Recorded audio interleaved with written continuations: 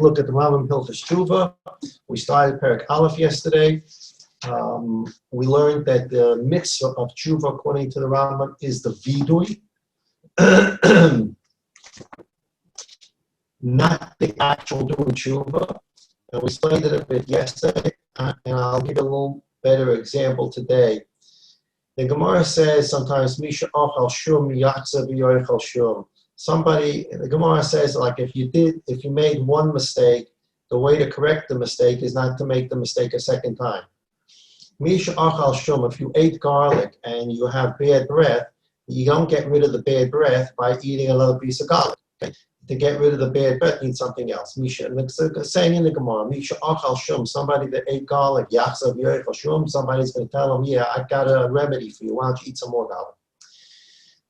So the actual Teshuvah, somebody ate chaza. He ate chaza. Now, what do we think when a person ate chaza? The person now is allowed to eat chaza for the rest of his life. After all, you're not allowed to eat chaza, but once you ate chaza, so you broke down the barrier of chaza, now you can eat chaza for the rest of your life, not a big deal. Of course, it's ridiculous. A person ate chaza, he ate garlic once, doesn't mean you tell a person, now you can continue eating garlic for the rest of your life. After all, you ate garlic once. So a person, chas shalom, ate chaza. The Rebbe Shalom doesn't have to tell him in affirmative way, you need to stop eating chaza. The Rebbe Shalom doesn't have to tell a person, you need to do tshuva, you can't eat chaza anymore. Of course you can't eat chaza anymore. Just because you ate it once doesn't mean you can eat again. I spoke Lashon Hara. Now that I spoke Lashon Hara, I'll get punished for the Lashon Hara I spoke, but from here on in, I can do whatever I want. I can talk Lashon Hara. I broke down the door of Lashon Hara. And no such thing. It's ridiculous. So there's not a mitzvah to stop talking Lashon Hara.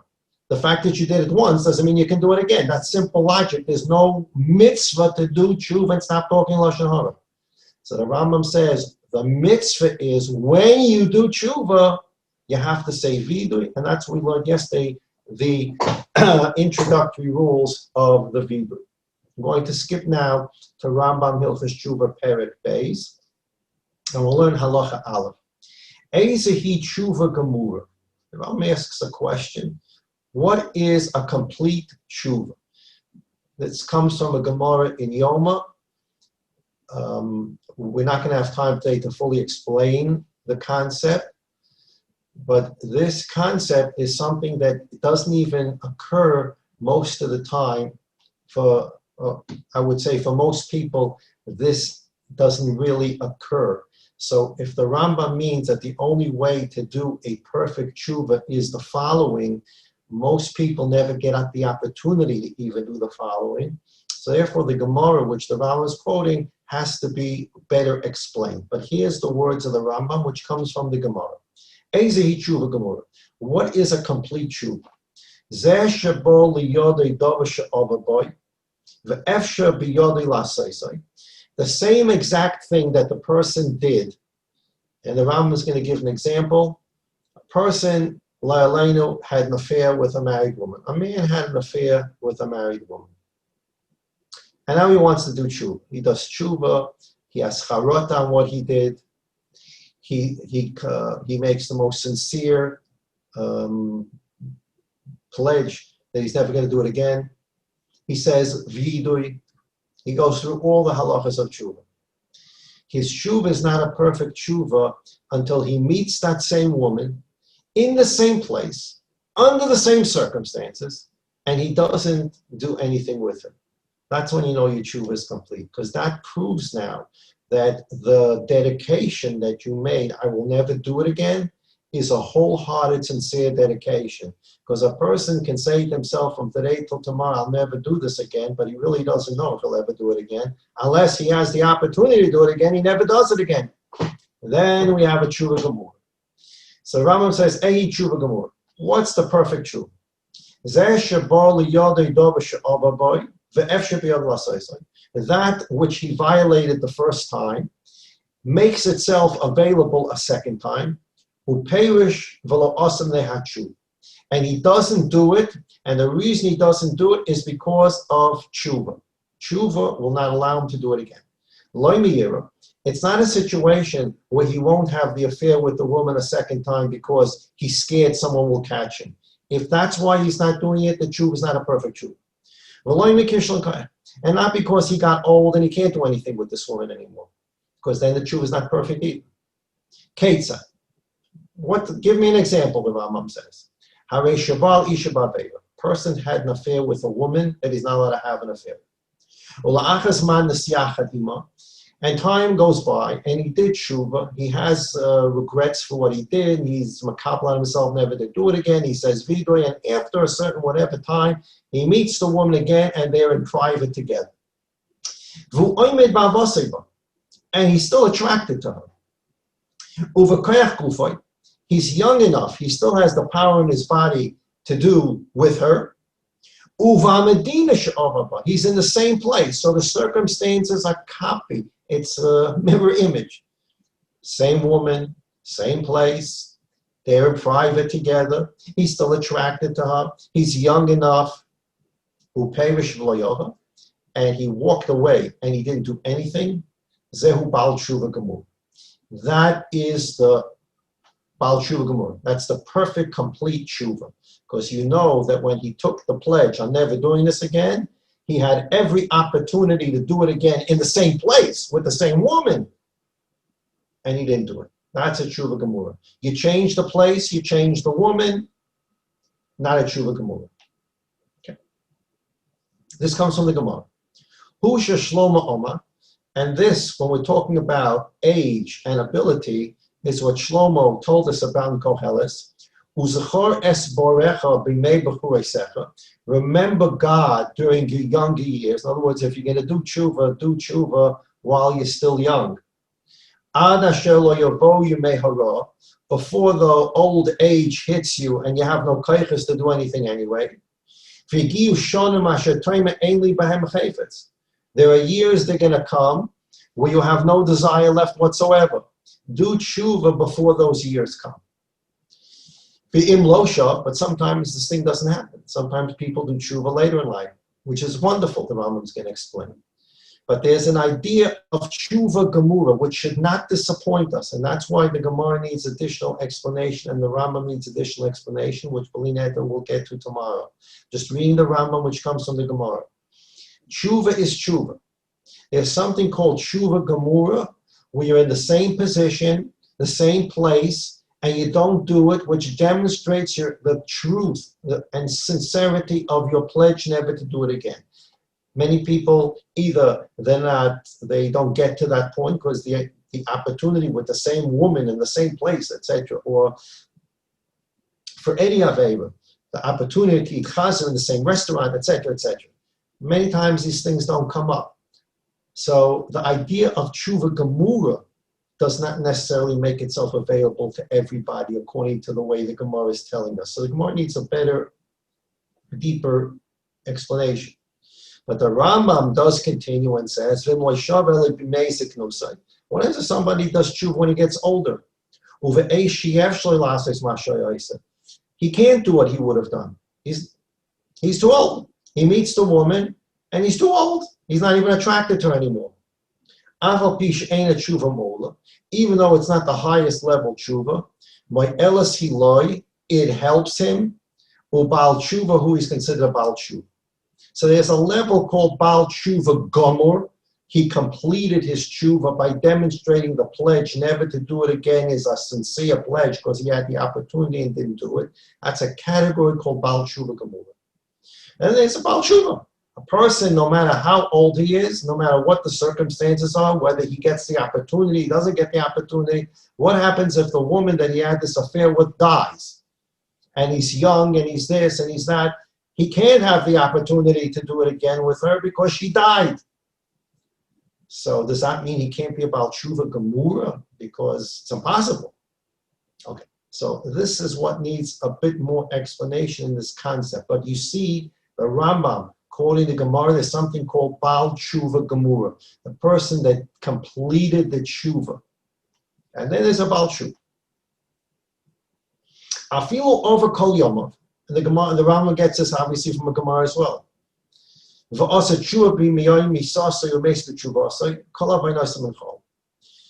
Nobody wants to get to this point, because if you get to this point intentionally, the tshuva doesn't help. Even if a person was an avari and he was over averis his whole life, and he did a sincere, proper tshuva, charata, kabbalah, vidui, b'yomi sasei. The day he died, he does the correct tshuva, and he dies as a baal tshuva. All the sins are forgiven. Is that a baal tshuva gemura? Not a baal tshuva gemura. But he's a baal tshuva. Now, if a person goes through his whole life and says, I'm doing whatever I want, I'm going to live a guf life, as the Ramchal told us. I'm going to live a desire life. It's me, it's a we, it's a selfie. And then, when I get real sick, I'm going to do tshuva. That tshuva doesn't help, because that's considered echtav ashur. That's a person that's intentionally sinning on the condition that he's later going to do tshuva. You can't use tshuva as a future concept. I'll do whatever I want, I'll do tshuva later. There's no such tshuva. But a person never had such thoughts. He went through his life, never, he was Navarian. The day he dies, he has this unbelievable hisoiris for tshuva. He has a sincere charot, a sincere kabbalah. He says vidui. All the sins are forgiven. Sheneba ana shelisechshach hashemesh va'or v'ha'erech v'kachovim v'shovo ovim acha hagesh v'emisa. In that pasuk in Kehelis, it says, remember God while you're still young, and make sure you do this before it gets dark, and the light and the moon and the stars no longer are in the sky, etc., which means death. Make sure to do tshuva while you're young. And chas v'shalom, you don't do tshuva while you're young, then at the very least make sure you get it done before you die and do it sincerely. Mechlal, from here you see, Shem Zocha Borei B'Shov Koyim Shyomis, if a person remembered the Rebbeinu Shalom and did tshuva before he died, Nislach Loi, he is forgiven.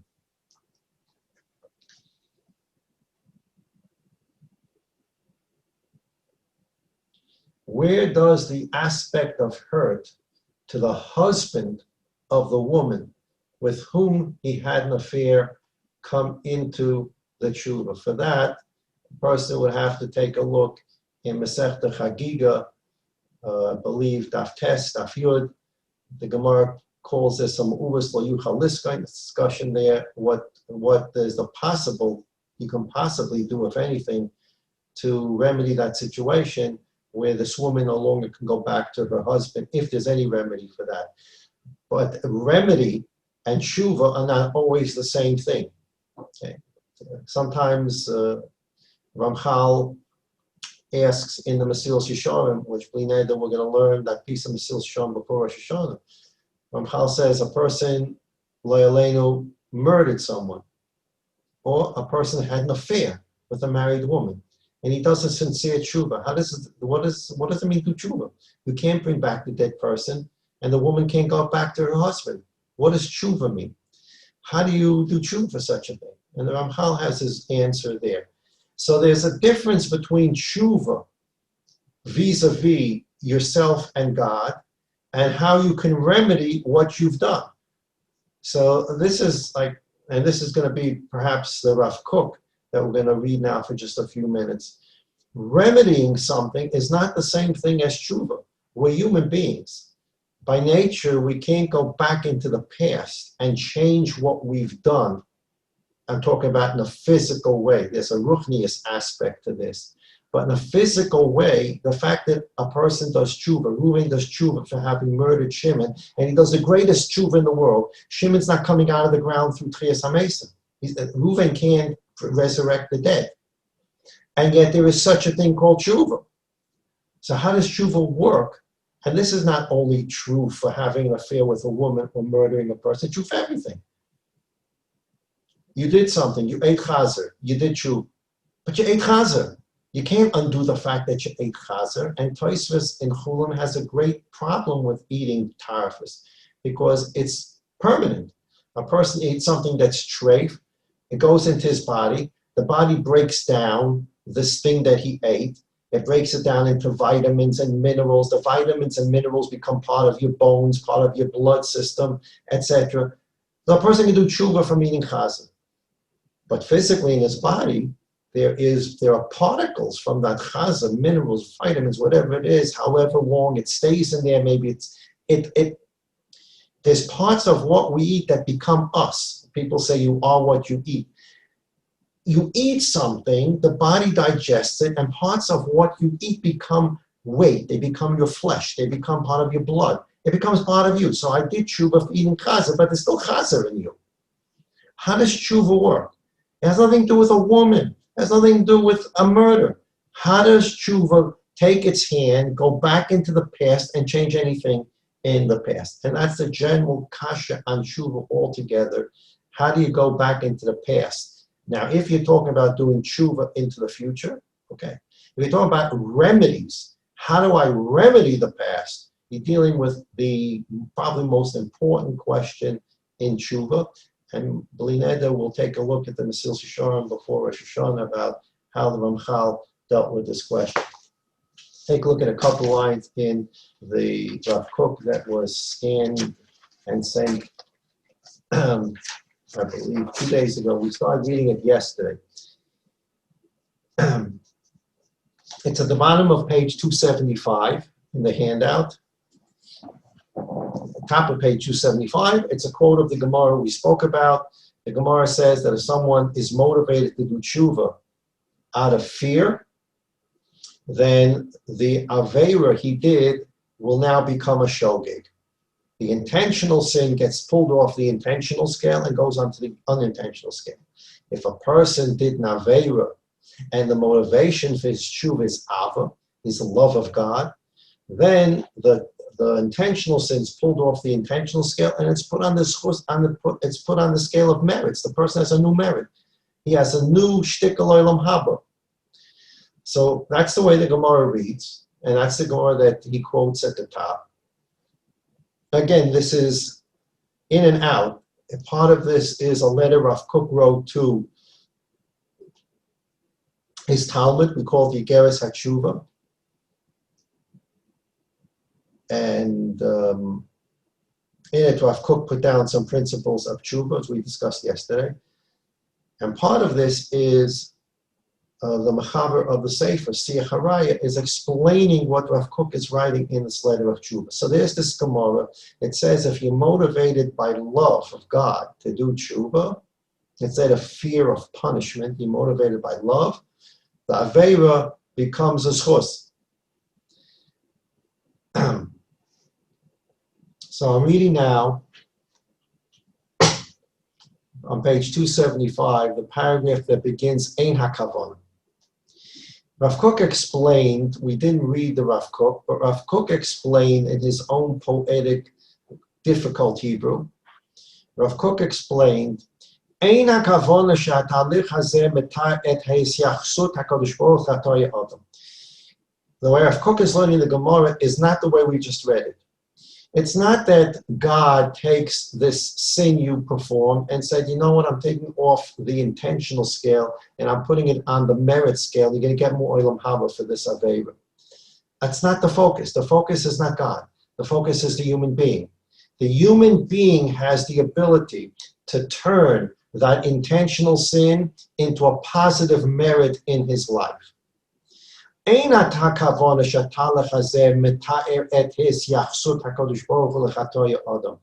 Gemara is not explaining to us how God deals with intentional sins when tshuva is done out of love.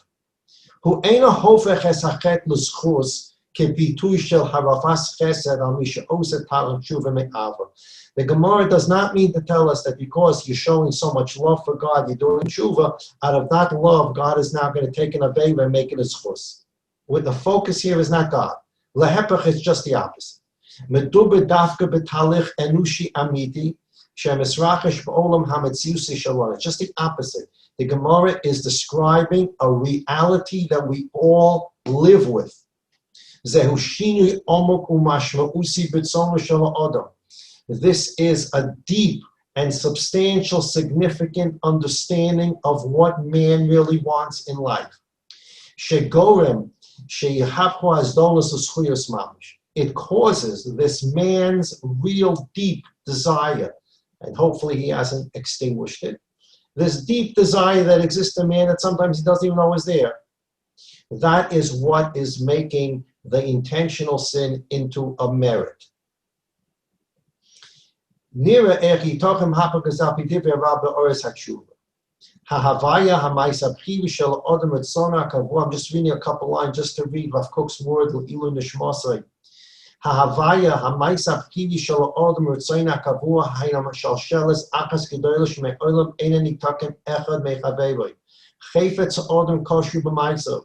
Kam hamaisim shel ha'ova. Even things that happened in the past. That was the problem we just discussed. How do you remedy the past? Things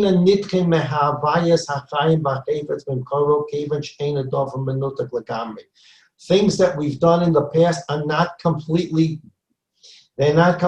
disconnected from our present. We still have a kesher with them.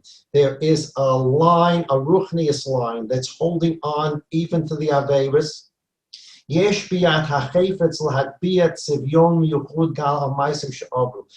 deep-seated desire that lives inside man, that man hopefully doesn't destroy in himself. And that's called the neshama, the giver, the do-good. I want to make things good. I want to do things good. That's the driving force in man, so long as man doesn't take the guf and destroy the neshama and dominate the neshama. That's living in the human being, this neshama. And this neshama wants to remain attached to its past. It's not going to say goodbye. Oh yeah, I did this terrible thing. No. It's going to keep a kesher with it to see if it can use it, because the neshama is good. It wants to do good. It wants to use everything for good. The neshama takes the guf and uses the guf for good. We're going to get married and have children. I'm going to use the guf for good things. I have lips, I have a tongue, I have teeth. I'm going to eat things for the good. The neshama wants to use everything for the good and wants to do good. So there's this thing out there that the guf did that the neshama said, don't do it. Please don't do it. And the guf went and did it anyways. The neshama doesn't perform surgery and say, I'm cut off from that event. I don't have anything to do with what you just did, Mr. Guf. Just the opposite. The neshama holds on to this event and is waiting for the opportunity to color, to recolor and redesign that event in a way that that event can be used for the good, because that's what the neshama wants. It wants to transform everything into the good. How does that happen? So if you turn to the next page, we get a quick example. And this is page 276. 1, 2, 3, 4, 5, 6, 7, 8. 8 lines from the top. Imla Dugma. Let's take an example. This is the person writing the Sefer is explaining Rav Kook. This is not Rav Kook himself. Imla Dugma Poga Odem B'Chaveva. Let's take an example. A person did something horrible to his friend, to another person. The neshama said, please don't talk the Lashon Hara. Please don't insult him. And the neshama couldn't control that guf. The guf spoke the Lashon Hara. The guf insulted the person. The neshama said, please hold your hand back, do not hit him. And the guf couldn't be restrained, and the guf hit the other person. What does the neshama now do? It says, listen, Mr. Guf, I got nothing to do with what you just did. What you just did is your responsibility. I told you not to do it, and you did it. I have nothing to do with that act of hitting. I have nothing to do with that act of insulting. I have nothing to do with that act of lashon hara. No. The neshama wants to hold on to that and take responsibility and transform it. What's going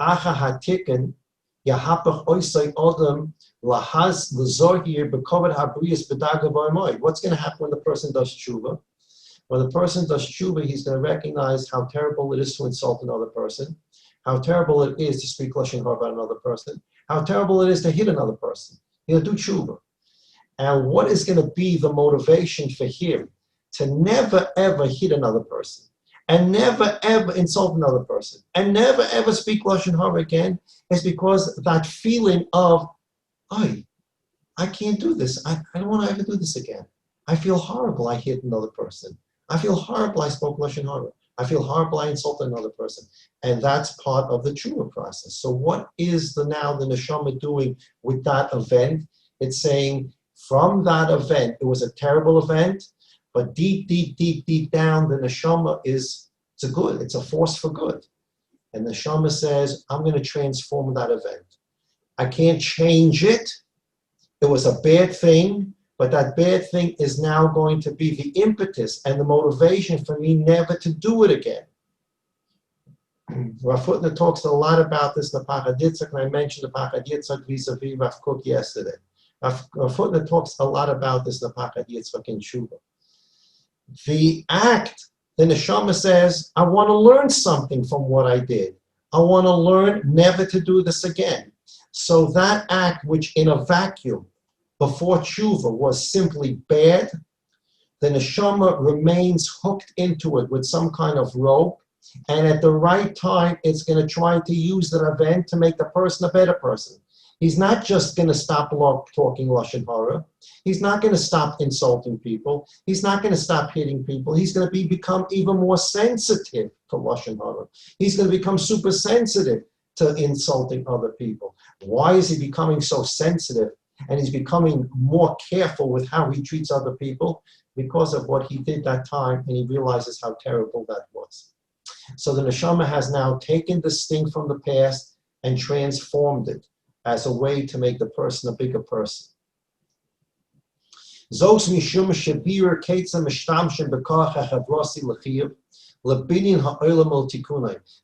person is a bigger person. He's going to have different type of interpersonal relationships with people on a higher level, more dignity, more covered, more proper ways of dealing with people. Zos kavonas divrei Rav le'el bigeres. And this is what Rav Kook meant earlier in the letter. Osher Rav meskalim mitoch otzos hachosha. There's such a wealth that can be gathered from this, what looked like an otzer. It looked like a treasure of darkness. That aveira in a vacuum looked like ach in vei. Neshama is holding on to it. At the right moment, it's going to use it and turn it into light. There's a Zohar HaKadosh. The Zohar HaKadosh says, obviously I don't remember the exact lashon of Zohar HaKadosh, but the people that'll be Zohar, I don't remember if the Zohar HaKadosh talks about Zohar to Mashiach or Zohar to Olam Haba. I think to Olam Haba are those people who know lehishaper chashoicha lenahayra. As Zohar HaKadosh says, those people who know how to turn darkness into light, those are the people that go to Olam Haba. And there's a lot of information on what does the Zohar mean, the capacity to turn darkness into light. So if we just finish the Ramchal, where the guf is darkness, it's tzimtzum ha'or, and the neshama is light, and an aveira is brought about by the guf having some form of dominance and ignoring the neshama, and Teshuvah is the neshama retaking the reins and reusing that act, that choshech of the guf, and making it a lesson how to become a better person. So a person's now converting, transforming darkness of the guf, darkness of their aveira into the light of the neshama, into the light of how to be a better, elevated person.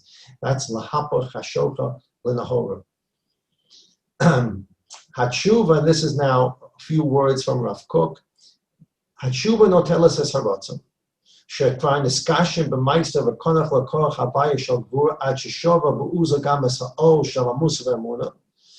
And we came and she'or l'kim es or yafeh v'arotzon neka me'ikaro ein achosa l'tohu ki impol hu b'uza al yisoida shel oilam l'adbia b'avaya kula v'tzon kabil o ratov. The will of the person, the ratzon of the person, which in the deepest kishkis is always to do good, that good is going to hang on to what you've done and is going to make it a lesson for the future. And in that way, now you understand, Rav Kook says, when the Gemara says, Uzdonos nasis k'schuyos mamish, the intentional sin becomes a merit. How does the intentional sin become a merit? The focus is not God. God's taking the intentional sin off the intentional scale, and he's putting it on the merit scale so you can get more Olam Haba. That's not the focus here, God. The focus is you. If you do Teshuvah me'ava, you do Teshuvah out of a love for the Rebbeinu Shalom, and you don't want any act you've done to be nituk, to be completely disconnected and trashed. Oh, I did that thing, I'm going to put it in the trash can. I never want to hear from it again. You did it. You did something. And you're motivated by Avas Hashem, then you're going to be able to take that dark Avera that came from Guf, and you're going to light up your soul through Teshuvah, through the lessons you learned from that, to become a greater elevated person. You're going to convert Guf darkness into Neshama light. And therefore, the Avera that you did, you made it a zchus for yourself, because through that Avera, you now have a better understanding how to elevate yourself. So the focus is you, not God. You have the ability to turn an Avera into a merit by doing Teshuvah Me'ava and taking the lesson of the Avera and making yourself a bigger person from it. Those here that need a refuah shall have refuah. Those here that need Yeshua shall have Yeshua. Those here that need a bracha shall have a bracha. You need nachamas, they shall have nachamas. Yeshua's nachamas, refuah's brachas only come from the Rebbeinu Shalom when he wants to, how he wants to, through the people, person, the shlichim he wants. It can't happen any other way, because he's echad yuchad. He's the ultimate sovereign. And when we think about this, we absorb it, we live it, it becomes our attitude and our daily routine and process as we think and as we live. That's a Gilui HaYichud for us, and that perfects our imperfectly perfect self. And through that, we help perfect the perfectly imperfect world around us, and we help bring Mashiach Tzidkenu B'Meira today. We'll finish the perfecting the perfectly imperfect world as we understand it from the Ramchal. Everybody have a wonderful, safe day. Go where you should go. Don't go where you shouldn't go. Do the things you should do. Don't do the things you shouldn't do. And keep yourself healthy and strong to continue learning. And there's such wonderful news. Moshe Stengel called me yesterday. First he left me a message. And then he was so excited, he called me. I didn't even hear the message yet. He called me. And he has beautiful news for everybody. He has a granddaughter and her husband and their 4 children, I believe 4 children. Moshe Stengel, Mr. and Mrs. Stengel's grandchildren, great-grandchildren, making Aliyah. They've come to Yerushalayim very recently, and they've made Aliyah. And the Stengels have other grandchildren and great-grandchildren of Eretz Yisrael. Everybody should be zeichet to have all their children, their grandchildren, great-grandchildren live in Eretz Yisrael. And God's Klal Yisrael should be zeichet that the rest of Klal Yisrael should come to Eretz Yisrael. But if you had to hear Moshe Stengel talking to me yesterday on the phone, it was such a true excitement, such a true joy to be zeichet that grandchildren, great-grandchildren living in Eretz Yisrael. It was a simcha shel mitzvah to him. So we wish him a mazel tov. He should be zeichet to banu b'nei banim, oiskim v'torah mitzvahs, and Baruch Shalom should give him koyach, his wife koyach, to be able to greet all the children, grandchildren, great-grandchildren in Eretz Yisrael with B'yesh Mashiach Tzidkenu Amen. Everybody have a wonderful day.